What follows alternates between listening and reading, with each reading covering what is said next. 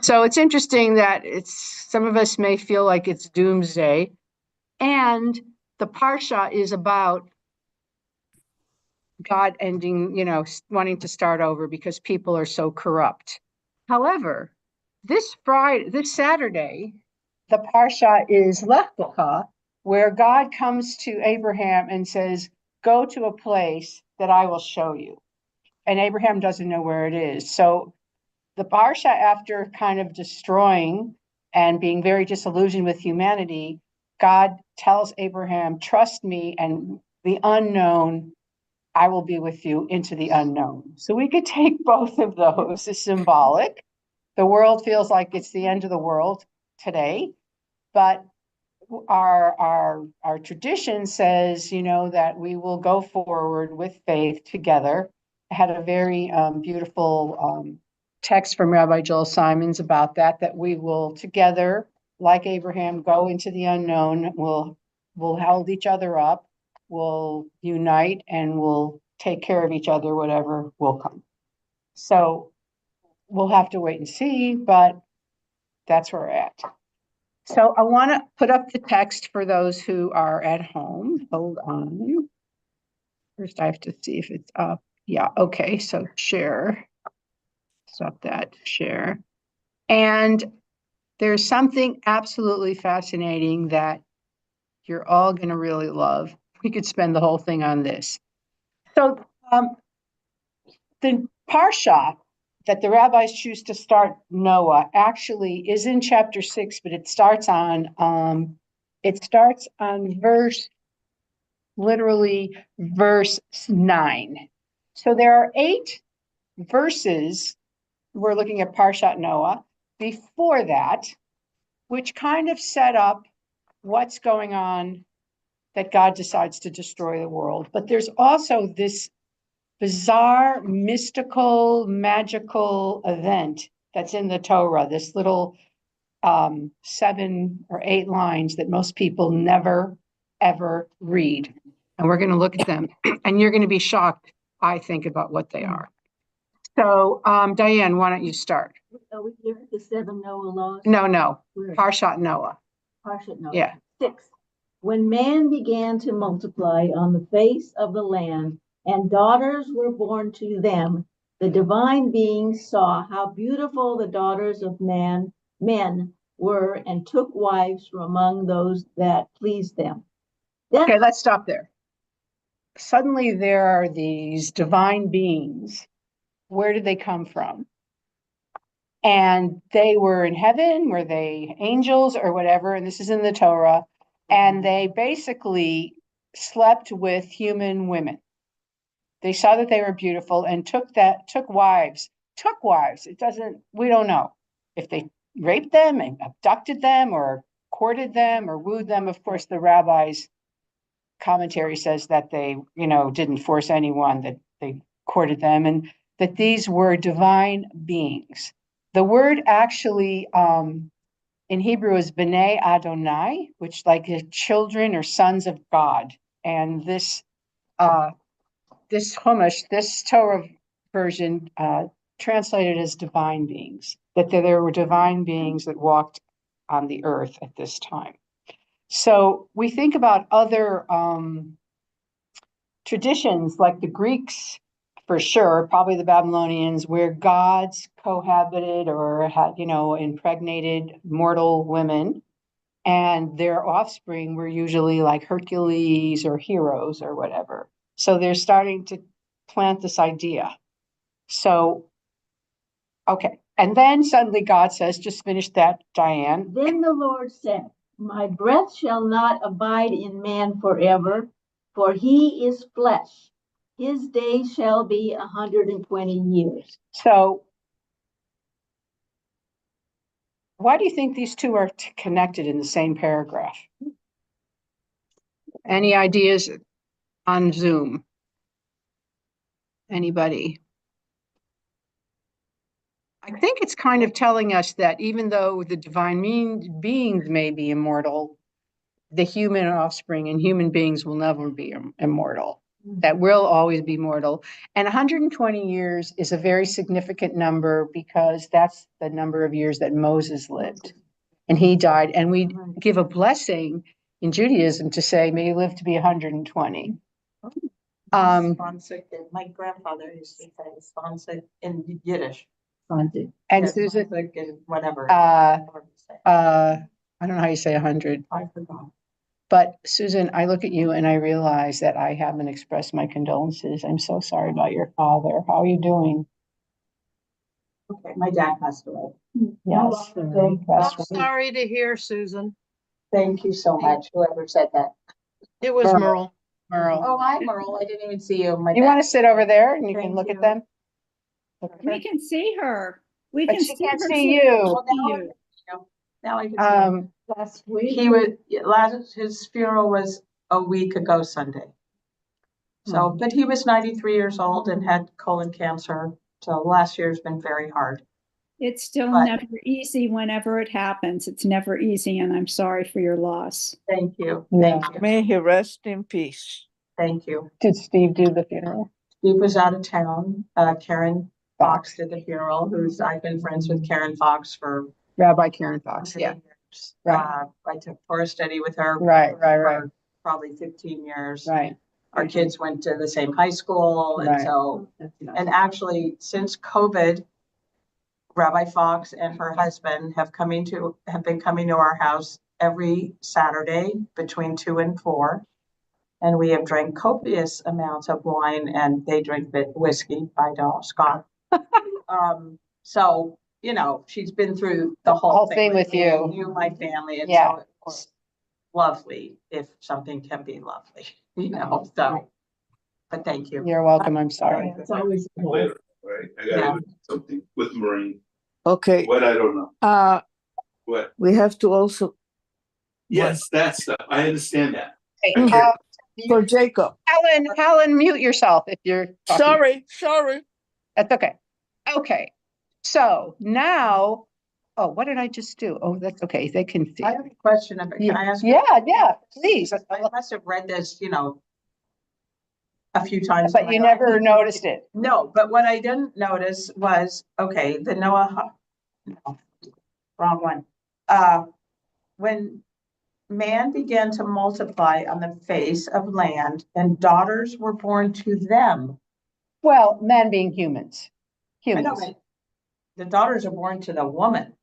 Right, but the word man means humanity. It's let me look at the translation.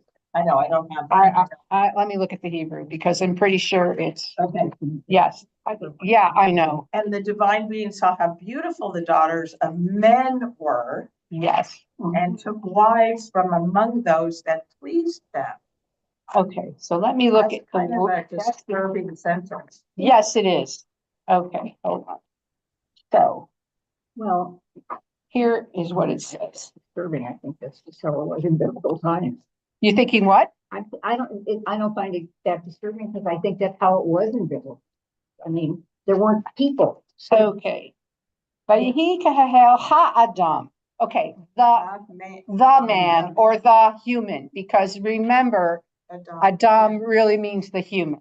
So it says it's translated as when men, but it's the Hebrew word ha'adam literally means the man. Here is a collective humankind. Yeah. So when humankind had them, and then the B'nai Elohim, that's what they're called. The divine beings is how they translate it, but B'nai, son of Elohim, God, B'nai Elohim. So again, there's a comment about the divine beings, and they talk about here divine beings. Rashi. So Rashi, who is let me go back. Let me just close this. The commentator, he did not want to think of them as celestial beings. He didn't want to think of them as supernatural beings. Yeah. And he said divine beings were noble descendants of Seth. So Seth was the third son of Adam. He had Cain and Abel, and then he had Seth. We read about that. So Rashi says these were the noble descendants of Seth. They were not divine beings. Now the Kabbalah says that they were highly spiritual, like Kabbalists, who saw the inner beauty of the daughters, because they always go for the under level of the daughters, and that he doesn't, they even say it wasn't necessarily a literal cohabitation as much as a spiritual connection. And then they had children, or it was both. It was a spiritual high level connection. And then the children, as we're going to see, were considered like the great heroes of old, were descended from these beings, but they come out of nowhere. So there is also this theory that there must have been more of a story that the rabbis cut out because it was too paganistic or something, and just kept this part. They cut and put it together, but they couldn't leave it out for some reason. So, okay. All right. So then Lori. Okay. It was then and later on too, that the Nephilim appeared on earth when the divine beings cohabited with the daughters of men and they bore children to them. These were the heroes of old, the men of renown. Okay. And then there are these Nephilim, and it's not explained what they are. And I was talking to a rabbi friend of mine, and can everybody see me over there? You can all see me, right? I was talking to a rabbi friend of mine, and Nephilim comes from the word nafal, which means to fall. So it may have been fallen angels. Oh. And they also were considered giants. They were giants. And later on, when the Israelite spies go into Canaan, they say, oh, there are Nephilim there. They're giants. Oh. So again, we have like mythological characters walking the earth, which must have been fragments from other cultures or old stories. But most people never see this part of the story where they were heroes of old, men of renown. Okay, and now we go to the wickedness. So let me give it to somebody. Rebecca, do you want to read?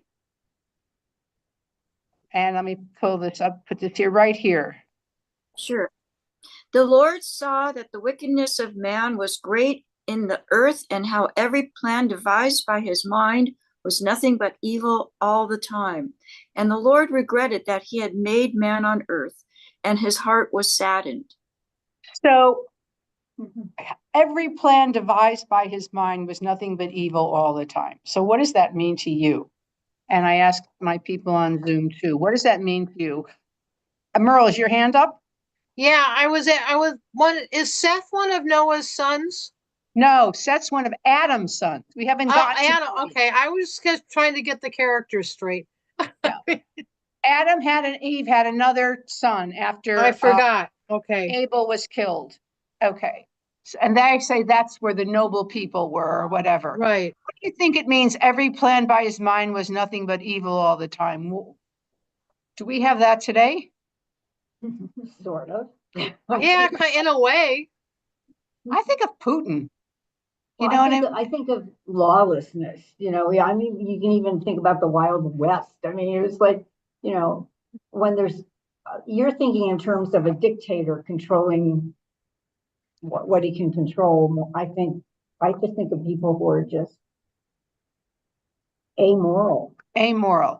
Okay. Any other ideas of what it means to have evil plans all the time? Well, there were no rules or laws created by man. And then did they have the like the 10 Commandments, or they didn't have anything yet to live by. Right. So everybody was everybody for themselves. So it's interesting. One has to ask, why didn't God give laws as opposed to just destroying people? Well, or made up the law, like say, don't eat the apple because this is going to happen to you. So he did do that. Kind of a law. Right. If you don't follow it, that this is going to happen. Right. That was only one law. Right. So that wasn't very helpful. Well, I mean, how would that, if you're creating the universe and how do you know, I mean, God, can't think how God's thinking, but how can you know what people are capable of until you see what happens when you do nothing to curtail it? Okay. You could say people, not me, but people would say that God should have known. God created it, and Well- that was his job. And God is all seeing, all knowing. So if you believe that, which I don't, but if you believe that, if you didn't know, then that's the explanation, that should, like, God should have done that. Okay, Why didn't God do that? right. So what's the last, like, 4 words in that paragraph? What- And his heart was sad. So first of all, God has a heart, but God was sad. So why was he sad? Why was he sad? Come on, people. And Things weren't going as he thought they should go. yes, I think, we read that God created humanity in the image of God. He gave them a divine soul. He gave him the breath of we'll just say he, because it's for now. The breath of life. And it seems like God had expectations of nobility or good behavior because Perfection. or perfection, but not evil. I mean, the what is it? The Midrash. All know what Midrash is. Do you know what Midrash is? Kind of. So Midrash are like these wonderful stories and kind of folk tales and explanations that fill in the blanks. Like the Midrash says that when Eve had Cain and Abel, she had 2 daughters. Remember, because we talked about how did they continue. It's kind of like where there's a question, but the Midrash says that before God created the world, God created other things, created the Torah, and he created the Messiah. And there are several, but he created Teshuvah, which is repentance. So God had some expectation of sin, but I don't think, because Adam already lied, right? But this level of evil and aren't we always shocked when we are confronted with real evil? And look at the Holocaust. Yes. It's like shocking. It's like people are capable of that. There was a wonderful movie that I showed on, I don't know if you saw it on Yom Kippur, called The Narrow Bridge, and it was about 2 Palestinian parents and 2 Israeli Jewish parents whose children had been killed by the other side. And they banded together to try to create a peace movement. And one of the Muslim guys was he was not a terrorist, but he was very much part of the Intifada. And he was jailed and he was imprisoned for 7 years. He tells the story. And during that time in prison, they decided to show the inmates a movie about the Holocaust. And he said before, he didn't know anything about it, just knew that the Germans killed Jews. So he said, I was looking forward to it because I wanted to see the Jews suffer. And then when he saw it, he was shocked, horrified at the inhumanity and the cruelty. It blew his mind. And he actually, when he got out, he did a master's in Holocaust studies. Wow. This guy, and then he formed this thing. But he was like, we're horrified. So I guess God was shocked, if God can be shocked, you know what I mean, in this story. Because really, we're looking at, I say this about a lot of these early stories, we're looking at the Jewish lens of how they explain the flood. Because this was a phenomenon, and there's flood stories in many other, in the Babylonian stories and in some Akkadian. There was a flood in the Middle East, and every culture explained it differently. Now, you can imagine that Memphis said the gods were angry or the gods, we don't know. But in the Jewish lens, it was our fault or humanity's fault. Starting Jewish guilt.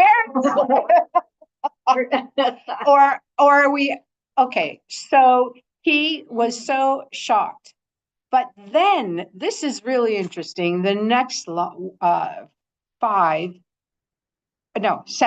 So Linda, read 7. So the Lord said, I will blot out man. Man meaning humanity, the man, yeah. Whom I have created from the face of the land, man and animals and creeping things and birds of the heavens. For I'm sorry that I have made them. But Noah found favor in the eyes of the Lord. Okay, So apparently, even the animals were evil. Isn't that weird? Yeah. That's what the commentary says, that I was reading about this, that even the animals were considered, had been sinning, and that they were corrupt in some way. Or I don't know, but that's what he's destroying animals too, which, you know, you think, okay, humanity, but animals? No. Okay, and that's the prelude to the whole chapter on Noah. And now we go to this other really interesting commentary. Okay, so Susan, read 9. This is my favorite line pretty much in the whole Torah. Really? Okay, and you can, It's like the biggest backhanded compliment ever. okay. These are the Oh, generations. wait, let me share. I'm sorry. You people are so quiet. You need to say, Rabbi, share. You forgot to reshare. Okay, hold on, share. And now we're at, hold on. 9. Okay, so, hold on. That's okay. Okay, go ahead. These are the generations of Noah. Noah was a righteous man, blameless in his generation. That's the one I like. Noah walked with God, and Noah had 3 sons, Shem, Ham, and Yafet. Okay. Why is this a backhanded compliment? well, Noah was a righteous man, and there are different there are different ways that they say it. Blameless in his generation. So in other words, He wasn't perfect. he wasn't that righteous. He was only the best guy in his generation. Compared to all the evil, he Right. was, So I just think it's a backhanded compliment, which isn't, it wasn't nice. he was the, It wasn't a nice He compliment. was the best of the worst. he was the best of the worst. So really, like, So and how then bad we were the worst? put him, and there were plenty of things about Noah that were, Questionable. that's putting it nicely, right? And so I think, why would they call him out and say he was a righteous man, blameless in his generation? Like they negate each other, in my opinion. Okay. Yes, Susan, I'm a little bit confused here, and maybe that was what she just said. I'm not sure. But if he was righteous and he walked with God, but God, on the other hand, said, destroy everybody. Except him. Okay. That's why he got to go on the boat and save everybody. But it says blameless in his generation, meaning where he lived, he was not a sinner. He was not evil, but he wasn't as good as Abraham. And we know that. And we'll see why. However, I read another commentary that said it's a lot harder to be a good person when you're surrounded by evil than it is to be a good person when there are other people like you. And so maybe, you know, we're underestimating Noah because there was a lot of bad influence. Everybody was doing everything. And I mean, that's another interpretation. Okay. That's another interpretation that, or it was just that he was good enough, you know, or God had to save one person. Because I'll read you what the commentaries say here. Was a righteous man, and it says, in his age, the sages debate whether this is a true compliment or qualified praise. Yochanan, that's a Rabbi Yochanan, sees Noah as righteous only relatively in contrast to the wicked people around him. In a more respectable age, he would have been no better than average. Right.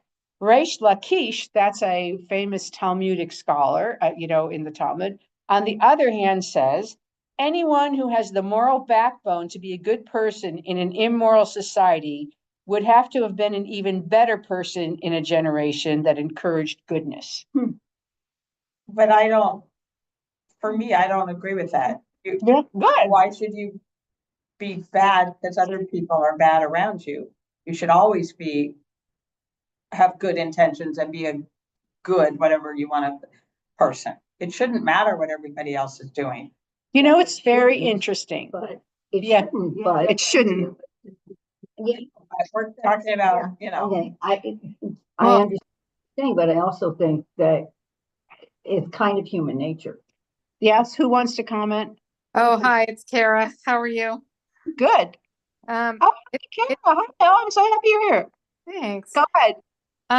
Well, it seems particularly, like, in my opinion, in this moment in time, if I have to reflect on like what we're experiencing right now, it's particularly directed at men.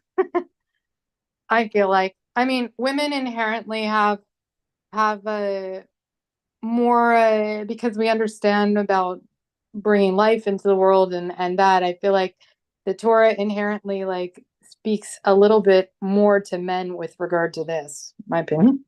That's interesting. But yeah, well, certainly the Orthodox today say, you know, women don't have to fulfill all the mitzvah because they're higher than men.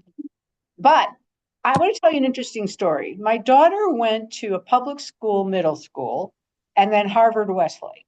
Okay. So in the public school, middle school, and she said, I don't want to go to public high school. There was meanness, there was bullying, and there was, Click.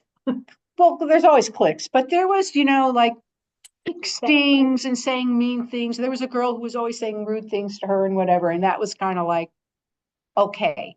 Then she went to Harvard Westlake, and she was in ninth grade, and there was a boy who was obviously emotionally disturbed. He would like walk around, I don't know, he would sit on the ground, he would carry a radio, and he was always listening to it or whatever. And my daughter said to someone, wow, what's with him? That's all she said. And the other girl says, we don't talk that way here. We don't talk that way here. And that was the end of it. So the culture was, we're not mean. We don't have to be your friend. We don't have to hang out with every single person, but we're not mean. And that was it for her. She never did it again, but she was surrounded. Whereas if you're surrounded by other types, it's a lot harder to maintain your integrity or your goodness. So I remember that she came home and she said, they told me we don't talk that way. And I went, I like that. I loved I'm that. happy for her. I am I too. don't think it exists, but I'm happy. Right, Well, right. it did exist when she's 30 now. When she was there, there was no bullying, no meanness, and it came from the kids. It's like, I don't know where the culture came from, but Right. It was we- wonderful. I don't know. We don't do that. You can take it back to Germany in the 30s, and there were regular people, but it's easier to go around, go to not be excluded, to go with your peers, you know, whatever the masses are, Right. rather than to stick out. Sheep And- were sheep. And you know, honestly, I bring this up a lot. If we never saw a person, a homeless person sitting in the street, and we came across one, we would go, oh my God, what's wrong? What happened? But Yeah, we have I know. become completely heartless, hardened to it. We just walk away. We glaze over most of the time. And that's a kind of a hardened heart thing that's in our own culture, you know, And and also fear goes along with that. Are fear. they going to jump up and hit you, or, you know? Only if they're meant, yeah, you don't know. You don't know, but I think that's been also along with, you know, Right. being the sheep, you just don't know. And so you do ignore them. Anyway, so Noah was, but here's why Noah is only mediocre, as Susan said. Okay. So we're at 11. All right. Verse 11. Susan, you're going cutting coffee. Kara, do you want to read? Now the earth, wait, yeah, 11. I can't see it. I have my book open, but I Oh don't. yeah, read your book. Go ahead.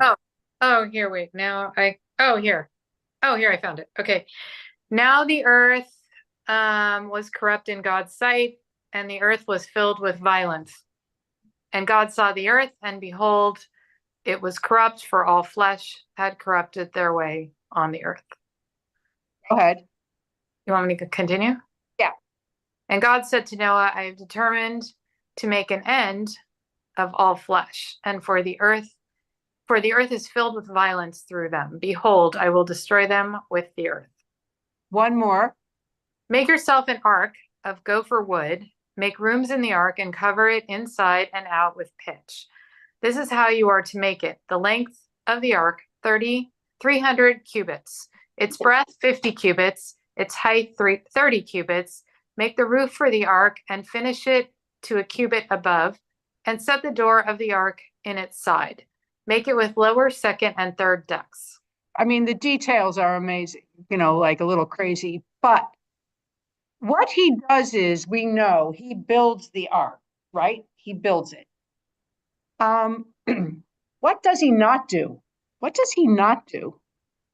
And God says, I'm destroying the earth. What does he not do? He doesn't warn anybody. He doesn't warn He doesn't anybody. tell anybody. He doesn't fight what God told him to do. He doesn't fight it, but he doesn't warn anybody, as Susan said, or mentions it that, God's going to destroy the earth. There's time for teshuvah, as we said. There's time for repentance. There's an opportunity here to do it. And he doesn't take it some time to build it. Yeah, how long did it take? A year? Could have taken a year. Plenty of time to warn people. And people must have seen him building it and nobody asked. What are you not doing this for? Yeah, right. So there's a Hasidic Rebbe who says that Noah was in Yiddish a tzaddik in pelts, which means a tzaddik in a pelt or a fur coat. A tzaddik in a fur coat. He said, when you're cold, there's two ways to be warm. One way is to build a fire so everybody else is warm too. And the other way is to wear a warm coat so you're warm.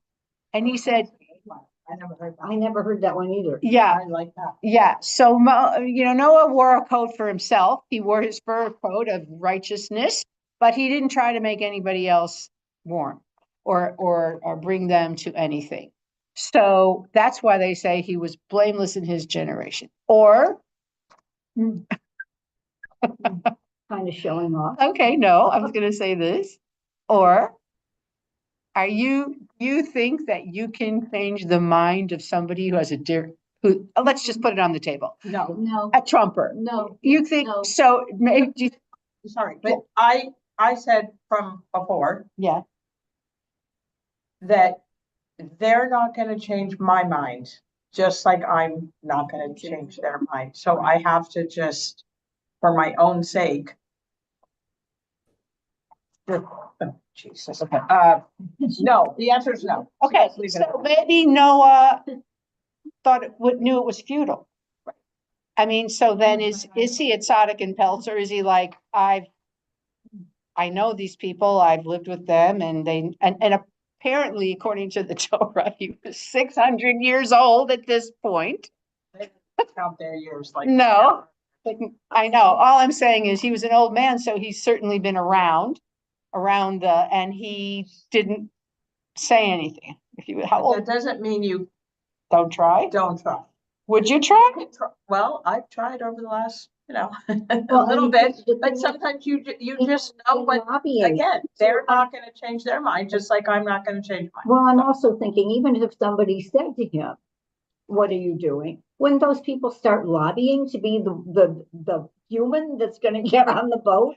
Or they didn't believe him, or they said, he's, you believe in this God, we believe in other gods, or whatever. We don't know, but there's that. Because Abraham, what was the difference with Abraham? Who knows, with me not telling everything. What did Abraham do, Rebecca? Well, I don't know what Abraham did, but Noah warned his family. Well, he warned his family, but when God said to Abraham, you know this, Susan, I'm going to destroy Sodom and Gomorrah because they are so evil. I am going to kill them all. What did Abraham say? Give him a second chance. He said more than that. Does anybody know what he said? Okay. He said, well, would you destroy it? What if there are 50 righteous men? Will you destroy it if there are 50 righteous men? And God says, okay. He bargains for their people. And God says, no, okay, 50, I'll let it. I'll spare. What about 45? I'll spare. 40, 30, 20, 10. 10 was the last amount. And that is why you know this, I think. You need 10 people for a minion because of that story of the minion. So the question is, Noah didn't say a word about the other people Well, righteous in his own in generation. his own generation. So he thought so too. Well, I mean, that is why, you know, some say he in a normal age with many good people. Though I wonder, we just heard about these heroes of the age from the divine beings, and where are they? So I guess a lot of time passed and they disappeared. Now, do you all know the story of the 36? Does anybody know about the 36? Never heard of it. Oh, the Lamed Vav, they're called? I know what that is, but I don't remember right. Okay, so there's this other story that the world is not destroyed because in every generation, there are 36 righteous beings. Well, they say men, but it could be women too. Highly righteous people, and they're in Hebrew, Lamed, the letter Lamed is 30 and Vav is 6, so they say they're the Lamed Vavniks, the 36ers. And they don't know who they are. They don't know who they are. Right, even the people who are. They don't know if they are one of them, but they are. Because the way you said it sounds so much like. Oh, no, Lamed Vav has nothing to do with it. It's usually very. The letter. Yeah, the Lubavitch is a city. Lubavitch is a city in Poland. So if you're a Lubavitcher, you're from Lubavitch. That's just where the head rabbi started. However, these 36 righteous people are in every generation, and they're like so good and so kind and so pure that because of them, this is a story, a midrash, God doesn't destroy the world because of for their sakes in every generation. And sometimes you meet, I mean, obviously in our tradition, they're Jews, but sometimes you meet people that are they're high beings. Do you know what I mean? Like you just feel like their goodness radiates in a way that I've actually met like one person like this. Yeah, what? What'd you say? I can't imagine a righteous person, such a small number. I would like to think there's more. No, well, I would like to think so too, but it's 36 also, you know, is kind of a magical number because 18 is high and 36 is double high. But it was this acupuncturist his family had been Taoist masters for 500 years, father to son. And he actually have a practice in Santa Monica. And he, you know, meditated and he was a healer. But in his presence, you just felt like there was a sunshine or something. And this is how he would greet you. Hello, Susan. To what do I owe the honor of seeing you today? Because you were going to have treatment. To what do I owe the honor? Wow. You know, and he was just like, I used to go, this is the 31 of the 36. You know what I mean? In my mind, you know what I mean? Not literally, but this could be one of the 36. So that's what we're talking about, this incredible kindness. That was not Noah. And it wasn't even Abraham, because we know he kicked out his son and wife, you know, or whatever, but they exist. Well, we like to think they exist, right? Okay, so I don't want to go through the whole Noah story because we know it, don't we? We all know it. Yeah. But I have a question. Yeah. I mean, Noah was righteous or said to be righteous, Right. but was his wife or were his son's wives considered righteous because they were part of what he was doing? Well, they don't say it, but I'll tell you something. I'll show you something. First of all, in a biblical way, this is two stories merged in one, because first God says, and most of us never read this. First of all, God says, take 2 of every animal, right? We all know that. But then if you go to verse 7, and you see it says, go into the ark, you and all your household, for I've seen that you are righteous before me in this generation. Take with you 7 pairs of all clean animals, the male and the mate, and that's like kosher animals. So they say there's two Noah stories that were merged into one from northern Israel, one from southern Israel. Because suddenly there's 7, and like most people never are aware that they talk about 7. But here, okay. So this is an answer to Merle's question. In the 6th year, 100th year of Noah's life, in the 2nd month, blah, blah, blah, it started to rain. Okay, so now on that day, Noah and his sons, Shem, Ham, and Japheth, and then Noah's wife and the 3 wives of his sons entered the ark. So, Merle, there's a Hasidic understanding that the men and women, I love it, because, this is like Noah's ark. They were Orthodox. The men and the women went through separate doors.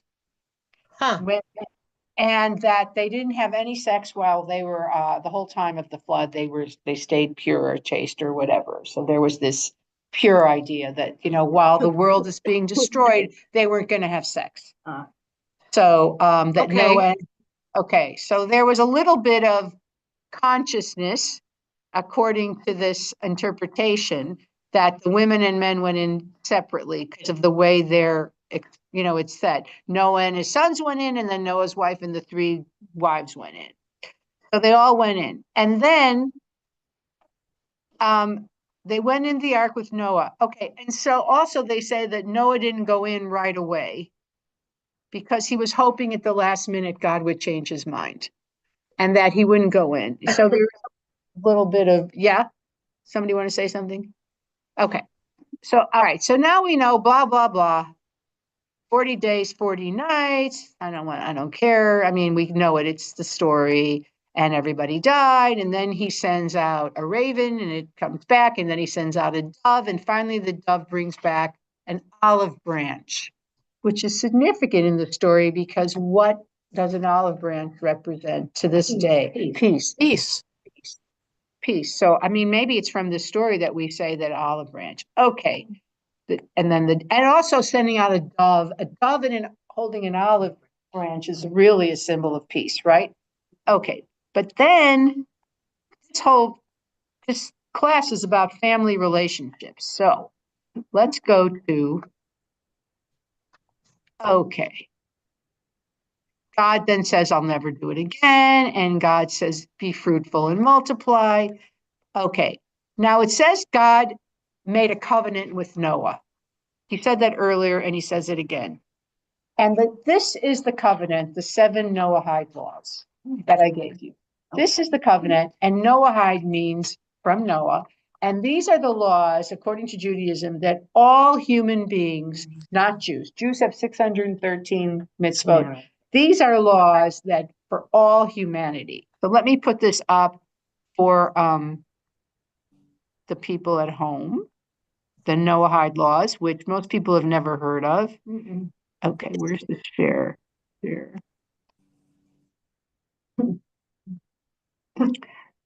Okay, so these are the 7 Noahide laws. Okay, so Merle, why don't you read? 7 Noahide laws. The 7 Noahide laws are rules that all of us must keep, regardless of who we are or from where we come. Without these 7 things, it would be impossible for humanity to live together in harmony. In the 9th chapter of Genesis, we read this: God speaks to Noah and his children as they exit the ark. Behold, I establish my covenant with you and with your seed after you. Okay, so one second. Usually we think, oh, that's the rainbow, because, there's this idea that there's a rainbow and that's the covenant that I'm never going to destroy you again. But no, the Talmud says this is the covenant. Continue, Merle. Although rabbinic texts preserve various traditions about the details of this covenant, the Talmud reports the following. The children of Noah were commanded with 7 commandments. Okay, who else would like to read? Who hasn't read? Let me look over here. Jan, okay. Go ahead. I had to unmute.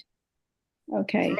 Here. starting with 1. Do establish laws, set up courts and a justice system. Okay, so there were no laws. So you got to set up a courts. Go ahead. Don't curse God. Interesting. Go ahead. Do not practice idolatry. Do not engage in illicit sexuality, incest, adultery, rape, abuse. Do not participate in bloodshed, murder, humiliation. Okay, so according to the Talmud, when you humiliate someone and they become red from embarrassment, that's like shedding blood. That is considered bloodshed because it's so horrible. It's like you're shaming them to such a degree. So they consider physical murder and then emotional, psychological bloodshed as well in the Talmud. Go ahead. Do not rob, cheat in business, steal, deprive others. Do not eat flesh from a living animal. That one is so weird, and they must have been doing it. Obviously. Right. So these are what everyone, so the one that's interesting is don't curse God. I mean, that must have been in the ancient world, you know, to curse. Also, it could probably bring retribution or something.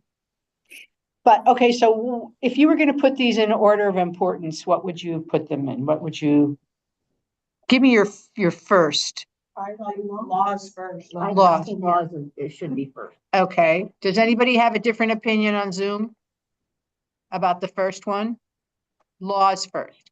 Okay. Actually, the laws will help you with some of the other rules. Right. Right. Okay. And then what would be your least important? Idolatry. Oh, that's interesting. Idolatry. I was going to say 7, don't eat flesh. That's your least important Yeah. because you would never do that. Well, I would never do that. Yeah. But if you were, think of them, let's just, you know, we can't really. But if you had nothing else to eat and it was there, you know, people eat raw fish all the time. Right. But a living animal from a living animal.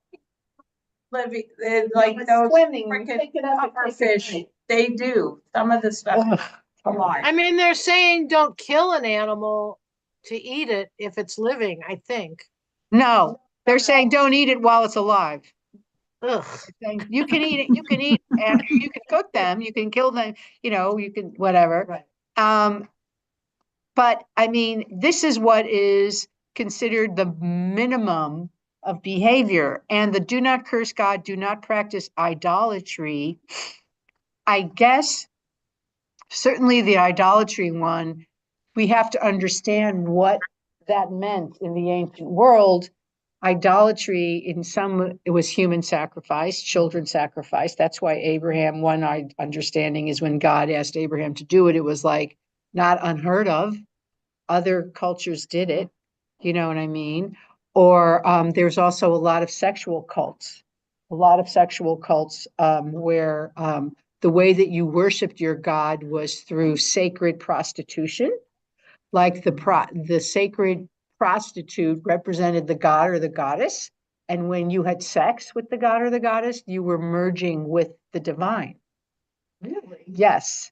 Oh. So, yeah, that's for sure. So, and actually like a fertility festival. Yeah. There's a great book about that, actually. It's called Women Who Fly. Have you ever heard of that book? No. Uh-uh. Why? It's a great book. It's like a history of women in flight through all different religions. It's written by, her name is Serenity Young. I think she's a professor or somewhere. That Where is sounds she? so interesting. And Yeah, does it's a she great talk about book. the different religious rituals?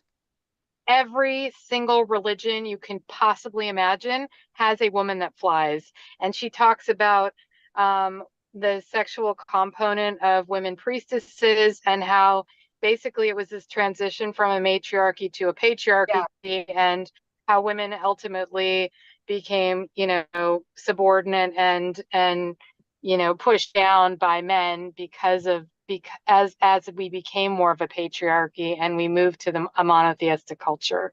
It's a very interesting book. I know a lot of that information. You're looking it up? No, I'm writing it down for myself. Oh, you're writing I it put in my- down. Well, also, Yeah, I can share it with the group if there's a roster or something. oh, okay, or you can put it in the chat. That would be great. Okay.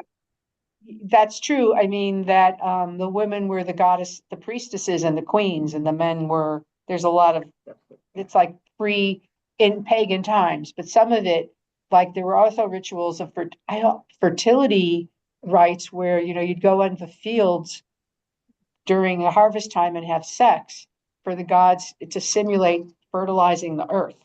You know what I mean? So these laws are about, actually probably are part of them in illicit sexuality, and bloodshed could be part of some of that worship, some of the worship. There was a lot of benign feminine worship as well. That's what Kara's talking about.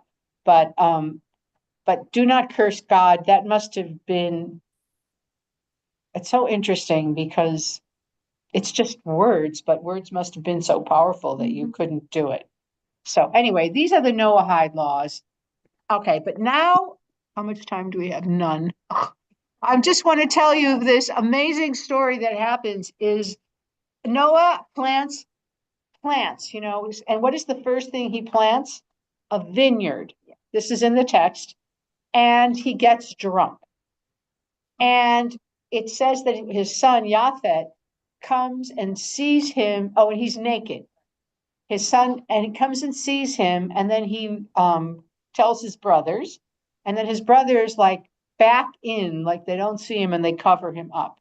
But then Noah curses Japhet and his son Canaan. Canaan is his son.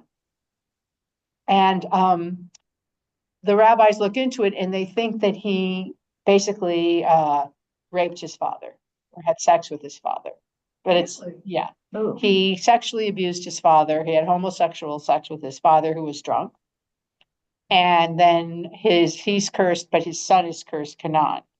Now, there are the three sons, and we'll end with this. There's Shem, Japhet, and what's the third one? Yeah. Ham.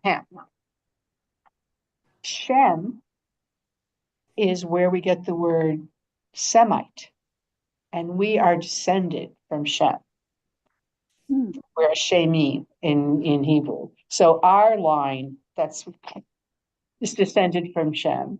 And then Japhet and Canaan is the land, the Canaanites that were, and the other one, Cush, which is Ethiopia. And basically, they give all their offspring, and their offspring correlate to all the different ancient civilizations.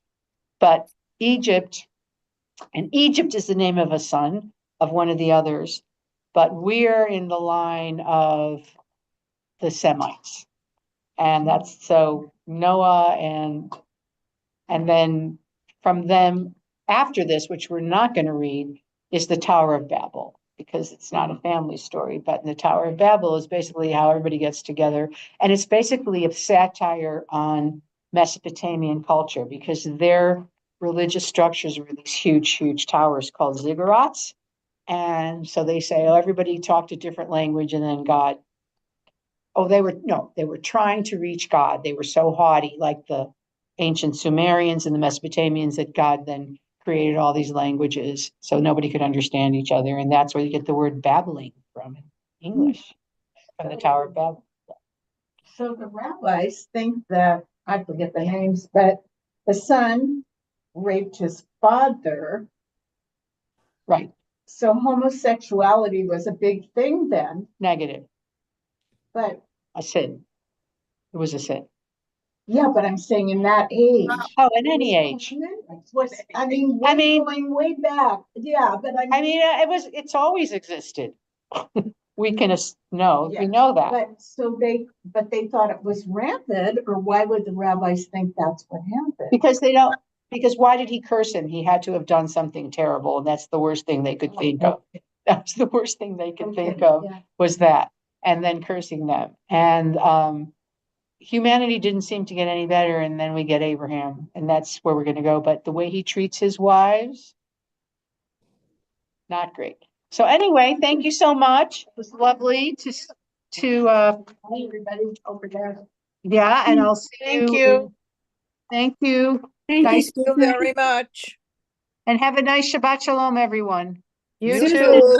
Susan, are you doing this every 2 weeks or 3 weeks? 2 weeks, Every every okay. 2 weeks, every 2 Okay. weeks. Okay. Thank Bye. you. Thanks Thank a lot. you. Bye. Bye. How do I do this? Bye-bye. Stop share. And then